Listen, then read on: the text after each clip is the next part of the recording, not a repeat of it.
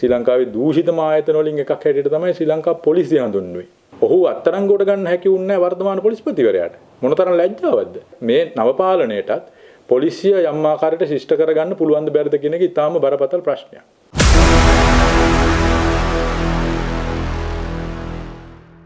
ධම්මෝ හවේ රක්ඛති ධම්මචාරී.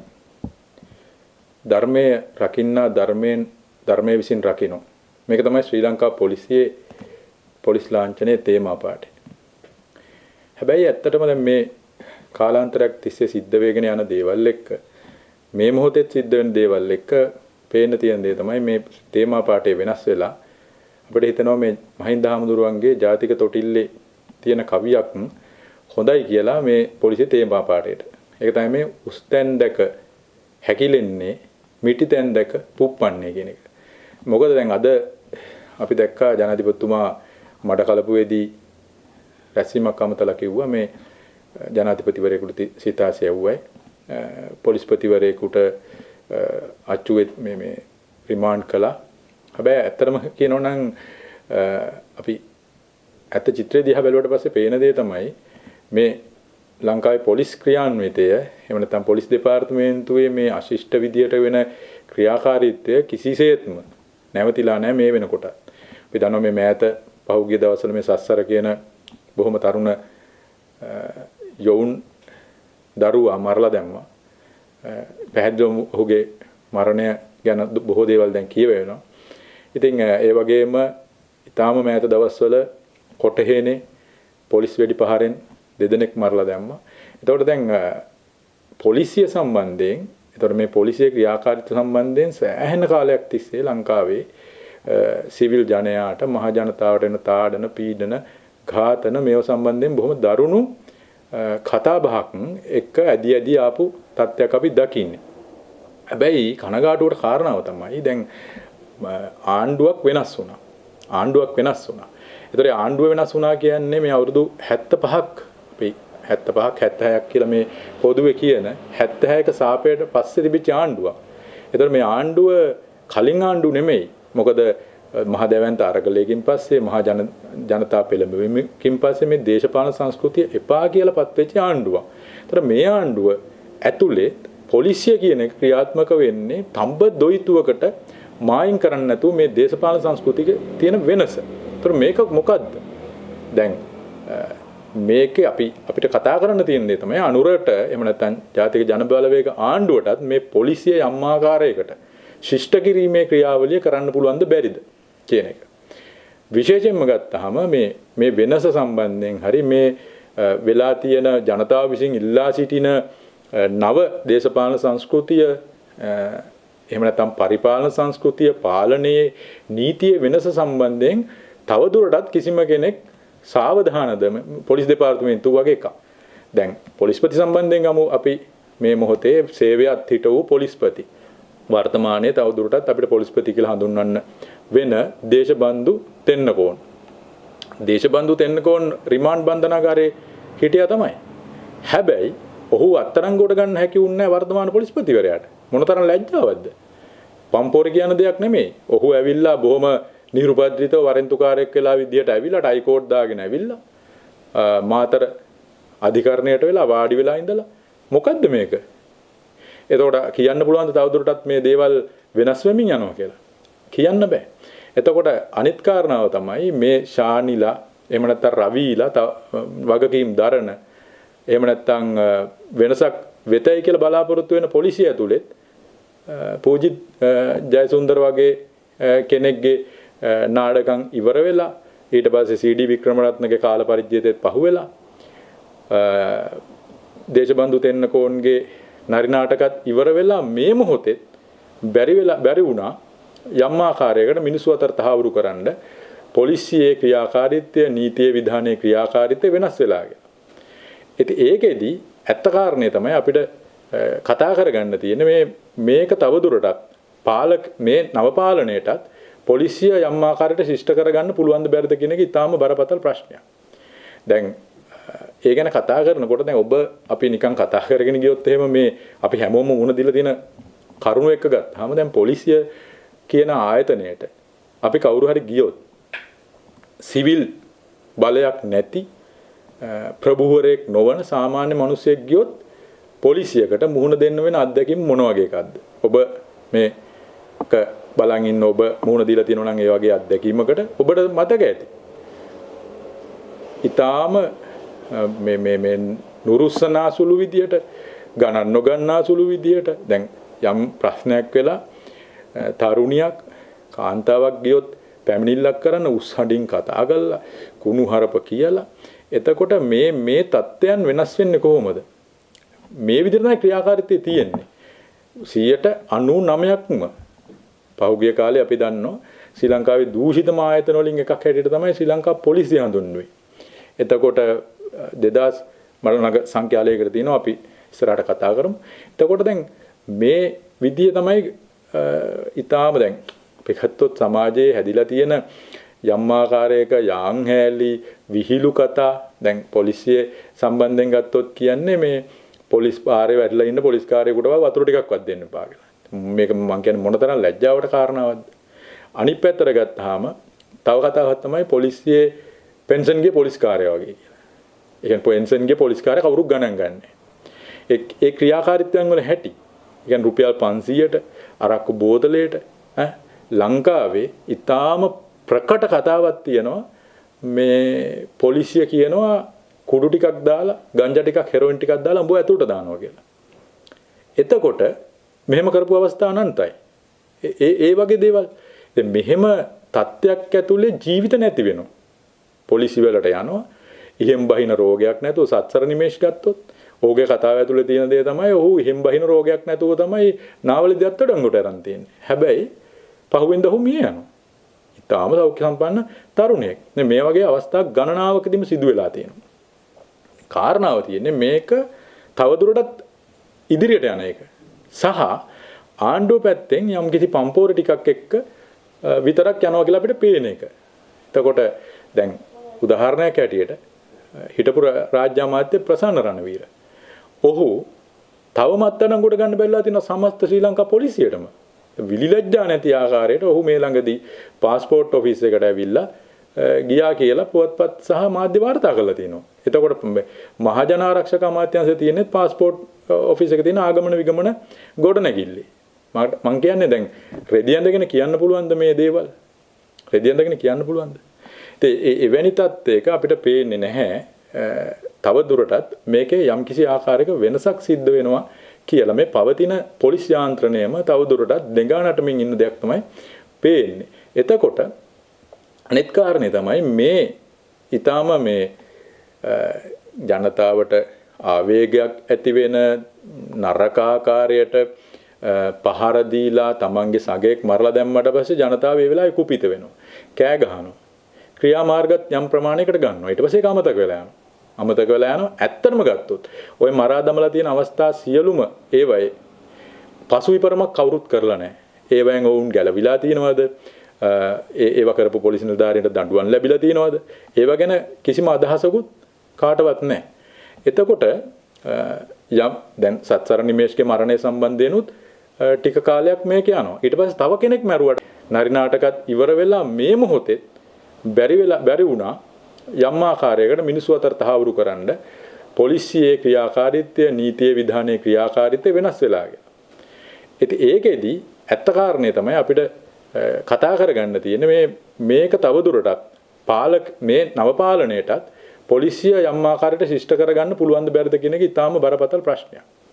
දැන් ඒ ගැන කතා කරනකොට දැන් අපි නිකන් කතා කරගෙන ගියොත් එහෙම මේ අපි හැමෝම වුණ දීලා තියෙන කරුණු එක ගත්තාම දැන් පොලිසිය කියන ආයතනයට අපි කවුරු හරි ගියොත් සිවිල් බලයක් නැති ප්‍රභූවරයෙක් නොවන සාමාන්‍ය මිනිසෙක් ගියොත් පොලිසියකට මුහුණ දෙන්න වෙන අත්දැකීම් මොන වගේ එකක්ද? ඔබ මේක බලන් ඉන්න ඔබ මුහුණ දීලා තියෙනවා නම් ඒ වගේ අත්දැකීමකට ඔබට මතක ඇති.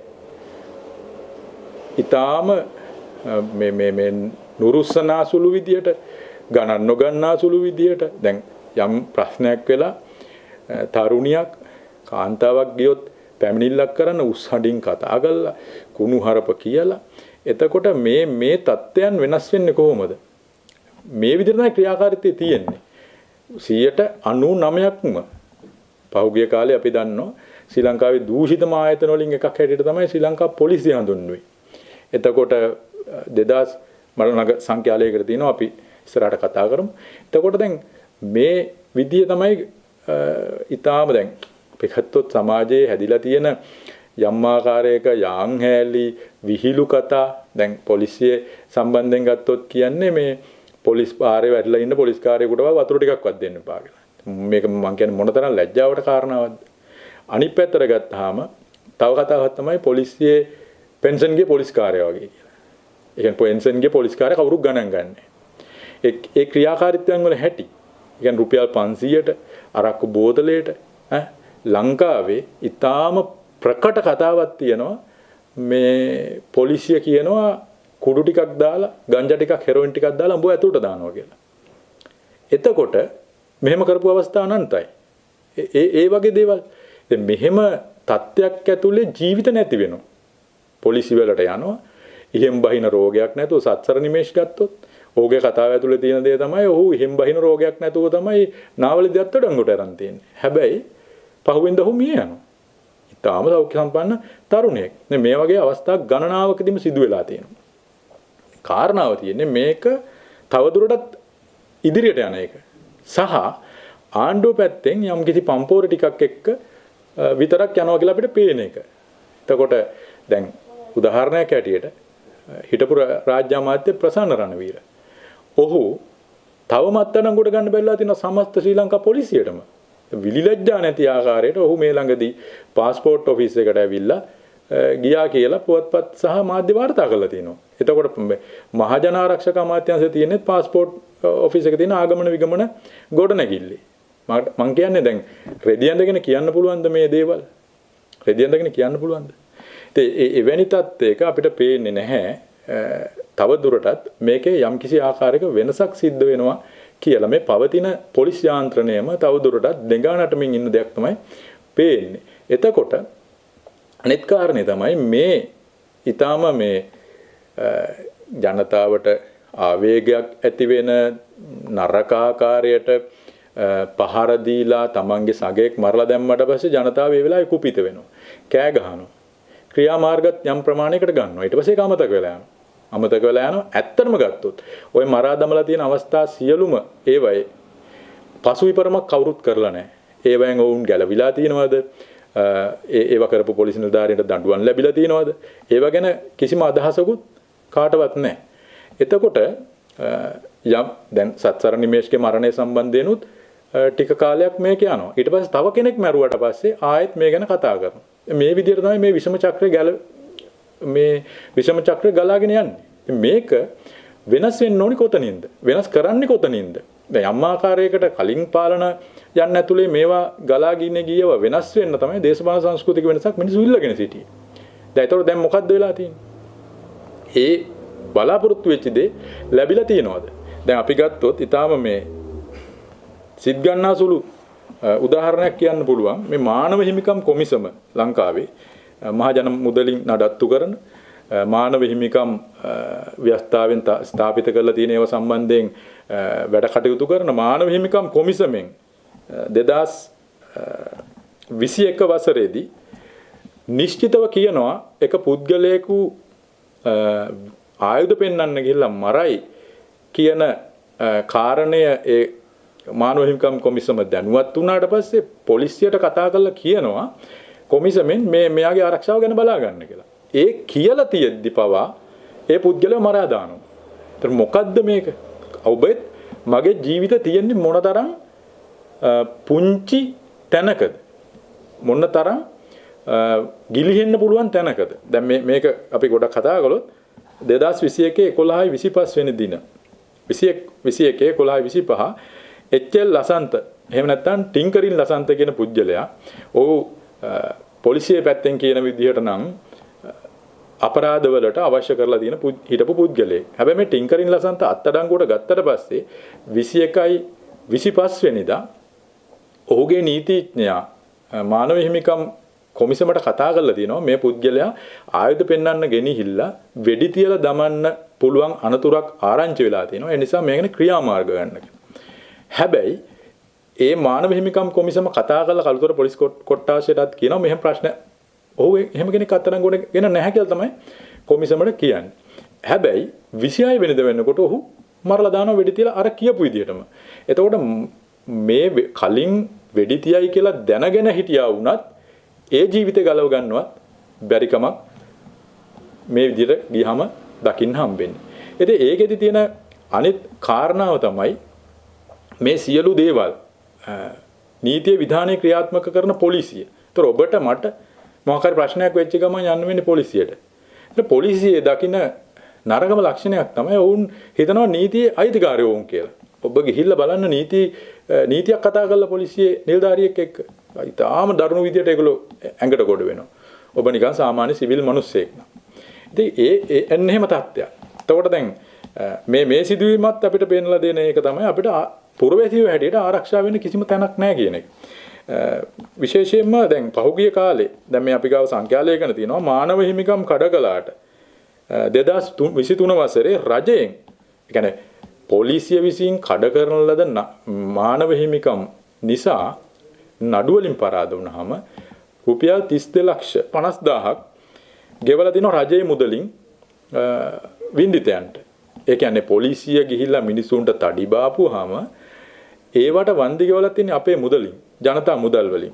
ඒ වගේම පොලිසිය පෞද්ගලික මුදලින් ලක්ෂ 1,500 ගණක් ගෙවලා තිනවා වින්දිතයන්ට මානව හිමිකම් කඩවීම වලට. එතකොට මේ මානව හිමිකම් මොනතරම් කඩ වෙලාද කියන එක තමයි මේක ඇතුලේ පැහැදිලි වෙන දේ. අනිත් කාරණේ තමයි මේ වාර්තා වෙන ටික විතරයි. කී දෙනෙක් නඩු යන්නේ නැතුව මේව මාධ්‍යයට කියන්නේ නැතුව මේව සංගවගෙන ඉන්නවද? මොකද හැපෙන්න බැරි කම හින්දා. ඉතින් මම කැමතියි මේ වෙලාවේ විශේෂයෙන්ම මරණ කිහිපයක් මතක් කරගෙන යන්න. මොකද දැන් මම කලින් කිව්වා වගේ කාලයක් යනවා සංවේගජනක මරණයක් සිද්ධ වෙනවා ජනතාව කුපිත වෙනවා යම් ආකාරයකට ක්‍රියාමාර්ග ගන්නවා ඒක යට වෙනවා නැවත ආයි තවත් ඒ වගේ මරණයක් කොහෙන් හරි සිද්ධ වෙනවා දැන් වැලිකඩ පොලිසියම ගමු සත්සර නිමේෂ්ගේ ප්‍රශ්නය වුණා මේ ඊටාම මෑත කාලේ මේ යම්කිසි සේවයකට පැමිණලා හිටපු රාජ්කුමාරී කියන කාන්තාව සුධර්මා නෙත්ති කුමාරගේ ගෙදර රත්තරන් බඩු වගේක් නැති වුණා කියලා අත්අඩංගුවට අරගෙන ඒ කාන්තාව දවසක් දෙකක් ඇතුළත මිය යනවා. පහර දීලා මරලා දානවා. එතකොට ඒ වැලිකඩ රාජගිරියේ පොලිසියම තමයි මේ සත්සර නිමේෂ්ගේ ප්‍රශ්නේ ඇති වෙන්නේ. එතකොට කොහෙන්ද මේක යම් ආකාරයකට හිතන්නවත් සාමාන්‍ය බුද්ධියට අනුව මේ මෙහෙම දෙයක් තියෙනව නේද කියලාවත් ගණන් නොගැනීමක් මනුෂ්‍ය ජීවිත 7-5කට ගණන් නොගැනීමක් තමයි ක්‍රියාත්මක වෙන්නේ. විශේෂයෙන්ම 2002 වත්තල පොලිසියෙන් 2002 මේක ඉතාම විශේෂ කාරණාවක් මම හිතන්නේ බොහෝ දෙනෙක්ගේ අවධානයට ලක් විය යුතු වත්තල පොලිසිය විසින් අත්අඩංගුවට ගන්නවා ජෙරාඩ් පෙරේරා කියලා සැකකරුවෙක් මිනිමරුමකට මේ ජෙරාඩ් පෙරේරා පසු හෙළිදරව් වෙනවා කිසිම එවැනි දේවල් වලට සම්බන්ධ නැති සාමාන්‍ය පුරවැසියෙක් කියලා. හැබැයි එක දවසට පොලිසියට අරගෙන ගිහිල්ලා මේ මිනිස්සයා සැක නැහැ කියලා පහුවෙන් දෙවනවා. හැබැයි පයින් ඇවිදගෙන ගිය මිනිස්සයා ජෙරාඩ් ආපහු එන්න වෙන්නේ මිත්‍රයෝ කීප දෙනෙක්ගේ කරපිටින්. හේතුව තමයි පොලිසිය දැඩි ලෙස උට පහර දීලා තියෙනවා. ඒ දැඩි ලෙස පහර දීලා තියෙනවා කියන්නේ ඉලයට කිහිපයක් කඩලා ඔහුගේ වකුගඩු වලට හානි වෙලා මාස ගණනකට නැගිටින්න බැරි වෙන තරමට පහර දීලා තිනවා. එතකොට මොකක්ද මේ කාරණාව? මේ පුද්ගලයා නිර්පරාදේ නිස්කාරණේ මේ අනන්ත ප්‍රමාණ මේ විදිහට ගුටි කන මිනිස්සු. මේ මිනිස්සයා ගිහිල්ලා මානව හිමිකම් නඩුවක් දාන. නඩුවෙන් ශ්‍රේෂ්ඨ අධිකරණයේ තීන්දුව කරනවා මේ මිනිස්සයාට හේතුවක් නැතුව නිර්පරාදේ පහර දීමක් වෙලා තියෙන්නේ. ඔහුගේ පෞද්ගලික රෝහලකින් ප්‍රතිකාර ගන්නවා නම් ඔහුගේ රෝහල් බිල් දරන්න ඕනේ කියලා. එතකොට ඔහු පෞද්ගලික රෝහලකින් මාස 4ක් ප්‍රතිකාර අරගෙන තමයි ගෙදරට නැවත පැමිණෙන්නේ.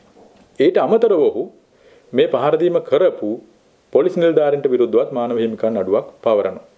මේ මානව හිමිකම් නඩුව ඉදිරියට යනකොට මේ පොලිස් නිලධාරීන් ඇවිල්ලා මොහුට කියනවා මේ නඩුව ඉවත් කරගන්න සාමදානයකට එන්න කියලා. නමුත් ඔහු ඒකට එකඟ වෙන්නේ මේ දීර්ඝ සිදුවීම් ටිකක පස්සේ මොකද්ද වෙන්නේ? මේ පුද්ගලයා බස් රථයක ගමන් කරගෙන ඉන්නකොට මොහුට වෙඩි තියලා මරලා දානවා. පසු එළිදරව් වෙනවා අර මේ සිද්ධියට සම්බන්ධ පොලිස් නිලධාරීන් තමයි මේ පුද්ගලයාට වෙඩි තියලා මරන්නේ කියලා. එතකොට මොන තරම් අනාරක්ෂිතද අපේ ජීවිත කියන එක ඒ සිදුවීම් පෙන්වලා දෙනවා. ඒ වගේම තමයි විශේෂයෙන්ම කියන්න ඕනේ මේ පොලිස් නිලධාරීන් කිහිප දෙනා මරණ දඬුවමට ලක් කරනවා මේ නඩුවෙන් ඔප්පු වෙලා මේ පොලිසියෙන් තමයි වෙඩි තිබ්බේ කියලා. ඊළඟට මේ සඳුන් මාලිංග කියන තරුණයා ඝාතනය කරපු එක ඒ දවස්වල 2014 යම් ආකාරයකට ආందోලනයකට ලක් වුණා සඳුන් මාලිංග ඝාතනය. ඊළඟට 2009 අඟුලාන ද්විත්ව ඝාතනය. ඒ අඟුලාන ද්විත්ව ඝාතනයත් බොහෝ ඔබට මතක නම් රටේ ආందోලනයකට ලක් වුණා මේ පුද්ගලයෝ දෙන්න අසල්වැසි ගෙදරකට ගියා කියලා ගින්දර ටිකක් ඉල්ලුවා කියලා ක්‍රීඩා කරමින් ඉන්න ගමන් ඔවුන්ව අත්අඩංගුවට ගන්නවා පොලිසියෙන්. එහිදී අඟුලාන පොලිසියෙන් එහිදී වෙන දේ තමයි පහුවෙනිදා උදේ බලනකොට මේ පුද්ගලයෝ දෙදෙනාගේ සිරුරු දෙක මල සිරුරු දෙක ස්ථාන දෙකක තිබිලා හම්බ වෙනවා.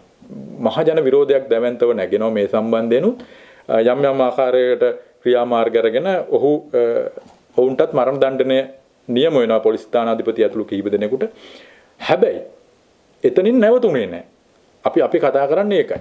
එතනින් නැවතුනේ නැහැ. දැන් මේ වගේ 100 ගණනක් අපිට කියන්න පුළුවන්. ඉංගිනියාගල පොලිසියෙන් සමන් නන්දසිරි කියන පුද්ගලයා අත්අඩංගුවට අරන් ඝාතනය කරනවා. 2009 දී මේක තමයි මම හිතන්නේ අපි දැකපු සංවේදීම සිදුවීම 2009 දී බාලවර්ණන් සිවකුමාර් කියන යම් මානසික ආබාධයකින් පෙළුණු තරුණයෙක් බම්බලපිටිය ප්‍රදේශයේ මුහුද ආසන්නයේ ඉඳලා පාර යන වාහන වලට සහ දුම්රියට ගල් ගහනවා කියලා පැමිණිල්ලකට එතනට යන පොලිසිය මේ තරුණයාට පොළු වලින් පහර දෙනවා මුහුදේදීම. ඒ අවස්ථාව රූපවාහිනී නාලිකාවක මාධ්‍යවේදියෙක් ඉඳලා රූගත කරනවා. ඒක මම හිතන්නේ අන්තර්ජාලයේ තවමත් ඇති. ඔහුට පහර දෙනවා පොළු වලින් පහර දීලා දැඩි ලෙස බලා ඉද්දිම ජනතාව බලා ඉද්දිම ඒ මානසික රෝගී තරුණයා දියේ ගිලිලා යනවා පහර කාලා. පහුවෙනිදා උදේ ඔහුගේ මල සිරුර බෙරළට ගොඩ ගහනවා. එතකොට මේව තමයි මේ සිද්ධ වුණු සිදුවීම්. ඒ වගේම දැන් විශේෂයෙන්ම රෙජී බන්දුල ඝාතනය 2010 2016 විශේෂම සිදුවීමක් සිදු වෙනවා ඇඹිලිපිටිය පොලිසියේ. ඇඹිලිපිටිය පොලිසිය විසින් පොලිසියට චෝදනා එල්ල වෙන්නේ සුමිත් ප්‍රසන්න කියන පුද්ගලයා ඝාතනය වීම සම්බන්ධයෙන්. ඔවුන්ගේ ගෙදර තිබිච්ච පාටියක ආසල මිනිස්සු කෝල් කරලා තියෙනවා 19ට මොකද මේ අපිට කරදරයි මේ සින්දු කියනවා සද්දබද්ද කියලා පාටිය. පොලිසියෙන් ඒක පරීක්ෂා කරන්න ආපු වෙලාවේ ඔහු යම්කිසි කතාබහක් ඇති වුණා. ඊට පස්සේ උඩතට්ටුවෙන් වැටිලා ඔහු මරණයටපත් වෙලා තියෙනවා. වැටිලා කියලා කිව්වට නඩුව බොහෝ කාලයක් ගියා. ඒ තල්ලු කළා මැරුවා කියලා. ඒතර බොහෝ සාක්ෂි ඉදිරිපත් වුණා තල්ලු කළා මැරුවා කියලා. ඒ වගේම ඒ වෙනකොට ඒ සුමිත්ගේ බිරිඳ ගැබිනියක්ව සිටියා. ඒ නිසා රටේ බොහෝ කතාබහට එය ලක් වුණා. ඉතින් අනිත් පැත්තට චාදික ශාමන් කියන පුද්ගලයා ඝාතනය වෙච්ච එක ඊට පස්සේ මේ මෑත කාලෙම නාරම්මල පොලිස් වෙඩි දැමීමකින් රියදුරෙක් ඝාතනය වෙච්ච එක ඊට පස්සේ මෑතකදී මේ ඊටාම ආසන්න දිනවලදී මේ සිදුවෙච්ච කොටහේනේ සහ මේ සත්සරණ මේෂ්ගේ ඝාතනය. ඉතින් අපි ගත්තට පස්සේ මේ සියල්ල විසින් අපිට පෙන්නලා මේ මොහොතේත් පෙන්නලා තියෙන දෙකම පාලනයන් වෙනස් වුණත් විශේෂයෙන්ම අනුර ඇතුළු ජාතික ජනබලවේග ආණ්ඩුව යම්කිසි විපරිවර්තනයකින් ආණ්ඩුවක් ලබා ගත්තත් මේ තඹ දොයිතුවකට මේගොල්ලෝ මේ ගැන මායිම් කරන්නේ නැහැ කියන එක. එතකොට දැන් අනිත් කාරණේ තමයි දැන් විශේෂම ගත්තොත් මේ වෙලාවට තව මතක් කරන්න ඕන කාරණාවක් තියෙනවා. රඹුක්කන පසුගිය අරගලයේ වෙලාවේ රඹුක්කනදී චමින්ද ලක්ෂාන්ට වෙඩි තියලා මැරුවා පොලිසියෙන් සුවහසක් මිනිස්සු බලාගෙන ඉද්දි අදටත් ඒ මරණයට සාධාරණයක් ඉෂ්ට වෙලා නැහැ. එතකොට දැන් මේකේ තියෙන ප්‍රධානම කාරණේ තමයි මේවැනි පොලිස් පහර දීම් වලින් මේ මරණයටපත් වුනහම එහෙම නැත්නම් තුවාල ලැබුවාම එවැනි දේවල් සිද්ධ වුනහම පොලිසිය පාර්ශවයෙන් මේ ගැන විමර්ශන කරන්න බාර දෙන්නේ කාටද? මේ ගැන විමර්ශන කරන්නේ පොලිසියෙන්මයි. පොලිසියෙන් කෙනෙක් ගහලා මැරුවට පස්සේ මේ ගැන විමර්ශනය කරන්න බාර දෙන්නේ පොලිසියටමයි. හොරාගමෙන් පේන අහනවා වගේ. එතකොට දැන් චමින්ද ලක්ෂාන්ගේ ඝාතනය සම්බන්ධයෙන් 2022 අප්‍රේල් මාසේ 19 හෝ ආසන්න දිනක මරලා දානේ මිනිස්සයා ගැන දැන් අවුරුදු 3ක්. අදටත් ඒ ගැන හරියටි වාර්තාවක් නැහැ නඩුව කැඳ වෙනවා. යනවා, ඒ මිනිස්සු යනවා, ආයෙ එනවා. එතකොට දැන් පොලිසියේ වෙච්ච පොලිසිය ගහලා මරපු ඒවා ගැන හොයන්නේ පොලිසියෙන්මයි. මේක පිළිබඳ ලොකු ප්‍රශ්නයක් තියෙනවා. ස්වාධීන අභිචෝදක කාර්යාලයක් වගේ එකක් අවශ්‍ය වෙන්නේ මෙන්න මේ වගේ දෙයකදී. දැන් එතකොට මේ සත්සර නිමේෂ්ගේ ඝාතනය සම්බන්ධ සිදුවීම් ටික අපි පොඩ්ඩක් පෙළගස්සලා බැලුවට පස්සේ පේන දේ තමයි මේ තරුණයා ඝාතනය කරන ක්‍රියාවලියෙම ඒ අම්මා එනවා ඇවිල්ලා බලපුවාම පොලිසියේ කුණු බාල්දියේ තිබිලා ලේ තැවරුණු ඇඳුම් හොයා ගන්නවා. එතකොට කොහොමද මේවා වෙන්නේ? පස්සේ වෙනම දේවල් කියනවා. මෙයාට මානසික රෝගයක් තිබුණා. හැබැයි මේ ගැන විමර්ශන කරන්නේ කවුද? මේවා සියල්ලම ඒ මිනිස්යාට අඩුම තරමේ දරුවගේ මිනිය බලන්න යන්න දෙන්නේ නැහැ උදේ. එතකොට ඊටාම පැහැදිලි මේ නීතිය විධානය ක්‍රියාත්මක කරන පුජ්‍යලයෝ ඊටාම පැහැදිලි ඒගොල්ලන්ගේ බලය පාවිච්චි කරලා මේ සියල්ල යටගස්සන්න පුළුවන් නම් යටගස්සලා එහෙම නැත්නම් මේවා නීතිය ක්‍රියාත්මක වෙන්න තියෙන ප්‍රස්තා අහුරලා මේ සියල්ල ඒගොල්ලන්ගේ භාරයේ තියාගන්න හදනවා කියන එක. මේක තවදුරටත් මෙහෙම යන්න පුළුවන්ද? සමාජයක් හැටියට අපිට තවදුරටත් මේක යන්න පුළුවන්ද? ඒතර ප්‍රධානම දේ තමයි ස්වාධීන අභිචෝදක කාර්යාලයක් හෝ එවැනි යමක් පිහිටවනවා නම් පිහිටවල. එහෙම නැත්නම් මේ පොලිසිය ක්‍රියාකාරීත්වය සම්බන්ධයෙන් වෙනම මොහක් හරි මැදිහත් වෙන ආයතනයක් පිහිටවගෙන හෝ කිසිම විදියකින් මේ ආණ්ඩු මට්ටු කරන්න බැරි පොලිසිය සම්බන්ධයෙන් යම් ක්‍රියාමාර්ගයක් ගන්න වෙනවා. මේ අපගේ ජීවිත හැම වෙලාවෙම අනාරක්ෂිතයි. අපි දැක්ක ජෙරාඩ්ගේ සිදුවීම.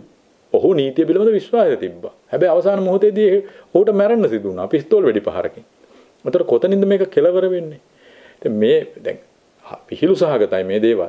දැන් මේ අපි දැන් වෙන දවසක කතා කරන්න ඕනි ගෆූර්ගේ ඉඳන් කුසුම්සිරි උඩුගම්පොළගේ ඉඳන් ඩග්ලස් පීරිස්ලාගේ ඉඳන් වාස් ගුණවර්ධනලාගේ ඉඳන් ලලිත් ජයසිංහලා දක්වා මේ ත්‍රාඩ අනීතික පොලිස් ක්‍රියාන්විතය ආපු විදිහ දේශබන්දු දෙන්නක වුණොත් එහි එක්කෙනෙක්. අපි දන්නවා මෑත ඉතිහාසයේ පොලිස්පති දුරයට පත් කරන්න එපා කියලා වැඩිම පෙත්සම් ප්‍රමාණයක් එන්නේ නැත්තේ ওই පුද්ගලයාට දේශබන්දු දෙන්නක වුණට. හැබැයි පත් කළා. ඒ කියමන් ඒ දේවල් තඹ දොයිතුකට මායින් කරන්න තුපත් කළා. පත් කළාට පස්සේ ඔහු පොලිසිය නිලධාරීන් යොදාගෙන මේ වෙනකොට හෙළිදරව් වෙලා තියෙනවා. පැරාමිලිටරි කල්ලියක් නඩත්තු කරලා තියෙනවා. ඒ කියන්නේ මේ කරුණාලාගේ පිල්ලයන්ගේ වගේ කල්ලියක් තමන්ගේ හතුරන්ව මර්ධනය කරන්න. එතකොට ඔය හෝටලේට වෙඩි තිබු සිදුවීම පිටිපස්සේ තියෙනවා කියන්නේ නේද? ඒතර දැන් දේශබන්දු ගත්තොත් ඔහු මානව හිමිකම් උල්ලංඝනය කිරීම සම්බන්ධයෙන් වරදකාරී වෙලා දඩ ගෙවන නියම වෙච්ච පුද්ගලෙක්. ඔහුට පොලිස්පතිකම දෙනවා. දැන් කොහොමද ක්‍රියාන්විතයක ආයතනයක පද්ධතියක නායකත්වය දුන්නාම ඒ වගේ මානව හිමිකම් උල්ලංඝනය කරපු මිනිහෙක් අර ගුරා හිටගෙන කරනකොට ගෝලියෝ දූදුවා කරනවා වගේ ගෝලියෝ කොහොමද ඒ විදිහට හැසිරෙනවා. පූජිත් ජයසුන්දර අපි කලිනුත් කතා කරපු පුද්ගලයා. බොහෝ දෙනෙක් ඔහුට මේ බොහොම සෙත් කවිම් ලිව්වා ඔහු පත් වෙච්ච කාලේ අපි ඒව දැක්කා. ඔහු අන්තිමට මොකද්ද කළේ? ඔහු මිලියන 75ක් වන්දිගේ උපපාස්කු ප්‍රහාරය සම්බන්ධයෙන් වරදකරු වෙලා ඒක වළක්වා ගත්තේ නැහැ කියලා. දැන් පූජිත් එක්ක අවස්ථාවක ඔහු ලිෆ්ට් එකේ පොලිස් දෙපාර්තමේන්තුවේ ලිෆ්ට් එකේ ඉන්න සේවකයාගේ කනට ගහනවා. ඒ වීඩියෝ එකක් ඒ දවස්වල අපි දකින්න හම්බුණා. ඒතර ඒ විදිහට නම් මේ නායකත්වයේ දෙන මිනිස්සු වැඩ කරන්නේ. සැකකරුවන්ගේ හිංසා පීඩා කරන පුරුෂ ලිංගවල සිද්ධාලේප ගාපු දේශබන්දුලා වගේ මිනිස්සු නායකත්වයේ දෙන පොලිසිය කොහොමද ශිෂ්ට ලෝකයක් ඇතුලේ මිනිසුන්ගේ ජීවිත ආරක්ෂාව තහවුරු කරන්නේ? අපි කියන්නේ මේ සම්බන්ධයෙන් ක්‍රියාමාර්ග ඉතා ඉක්මනින් ආණ්ඩුව ගත යුතුයි. දැනටත් ආණ්ඩුවට මාස 6ක් මොළ ගිහින් තියෙනවා. හැබැයි අපිට පේන්නේ නැහැ පොලිසිය සම්බන්ධයෙන් විශේෂයෙන්ම කොටහේන ප්‍රශ්නෙත් එක්ක ඊළඟට දැන් මේ සත්සර්ගේ ඝාතනය සම්බන්ධයෙන් පොලිසියේ ස්ථානාධිපති ඇතුළු පිරිස වැඩතහනම් කළේ ඊටාම පහුවෙලා. ඒ සමාජ විරෝධයක් නැගුණට පස්සේ ඒ පොලිසියට කියන්න බෑ කිසිසේත්ම අපි ශනික ක්‍රියාමාර්ග ගත්තා කියලා. මොකද සමාජ විරෝධයක් නැගුණාම එළියෙන් එල්ලෙන පීඩනයත් එක්ක තමයි මේ ක්‍රියාමාර්ග ගත්තේ. ඒ නිසා අදටත් අර ශිෂ්‍යයන්ට තඩි බාපු ටියුෂන් ගුරාවත් ප්‍රසන්න රණවීරවත් අත්අඩංගුවට ගන්න බැරිලා ඉන්න මේ වැඩබැරි පොලිසිය නිරායුධ සිවිල් පුරවැසියෙක් තමන්ගේ ප්‍රශ්නයකට මුහුණ දුන්නාම ඔහු මරා දානවා. තඩිබානවා. මේ කියපු ලයිස්තුවේ මේ ලයිස්තුව විශාලයි දිගයි මේ ලයිස්තුවට අදාළ අධිකරණ මරණ පරීක්ෂණ ආදිය පරීක්ෂා කළාට පස්සේ තේරෙන දේ තමයි තිශය අමානුෂික විදිහට බටලන්දේ මැරුවා වගේ වද දීලා මේ මිනිස්සු ඝාතනය කළා තියෙන්නේ. වද දීලා. දැන් සත්සර නිමේෂ් කියන මේ පහුගිය දවස්වල වැලිකඩ පොලිසියේදී ඝාතනය වුණු මේ තරුණයා ඔහුගේ සිරුරේ තියෙන තුවාල ගැන ඔහුගේ මව කියන ප්‍රකාශ බැලුවාම සෑහෙන කම්පනයක් ඇති වෙනවා. සෑහෙන කම්පනයක් ඇති වෙනවා. අපිට ඔබට සාමාන්‍ය සිවිල් මිනිස්සුන්ට ලොකු ජීවිතයේ අනාරක්ෂිත බවක් ඇති වෙනවා. එතකොට මේ කියන පොලිසිය මහජන බදුමුළු දෙලින් නඩත්තු වෙන පොලිසිය ඔවුන් තමයි මේ මහජනය ආරක්ෂා කරන්න වෙන්නේ. ඔබ දැක්කනම් ශ්‍රී ලංකා පොලිසියේ Facebook පිටුවේ දාලා තිබුණා ආරක්ෂකයා පොලිසිය කියලා. ඒකට දාලා තිබිච්ච මිනිසුන්ගේ ප්‍රතිචාර ටික. ඉතින් ඊටාම ඉක්මනට මේ තත්ත්වයන් වෙනස් කරන්න බැරි නම් ඇත්ත වශයෙන්ම බරපතල අර්බුදයකට ආණ්ඩුව මුහුණ දෙන්නට නියමිතයි. මොකද තවදුරටත් මේ වෙනකොටත් අපට පේන්නේ නැහැ මේ පාදඩ ම්ලේච්ඡ අශිෂ්ට පොලිස් ක්‍රියාකාරීත්වය වෙනස් කරන්න කිසිම ආකාරයක සාධනීය ක්‍රියාමාර්ගයක් ගන්නවා අපිට දකින්න හම්බුනේ නැහැ. ඒ නිසා ඉදිරියේදීත් අපි මේ සම්බන්ධයෙන් කතා කරනවා. අපිට කියන්න තියෙන මේ වෙලාවේ මේ සම්බන්ධයෙන් ක්‍රියාමාර්ග ගත යුතුයි. එහෙම නැතිනම් තවදුරටත් නිරායුධ සිවිල් අහිංසක මිනිස්සු මැරුම් කනවා ඔවුන්ගේ බදු වලින් පඩි ගන්න මිනිසුන්ගේ අතින්ම. එහෙම නැත්නම් බලපත්‍රලාභී ඡණ්ඩි අතින්ම. මෙච්චරයි කියන්න තියෙන්නේ.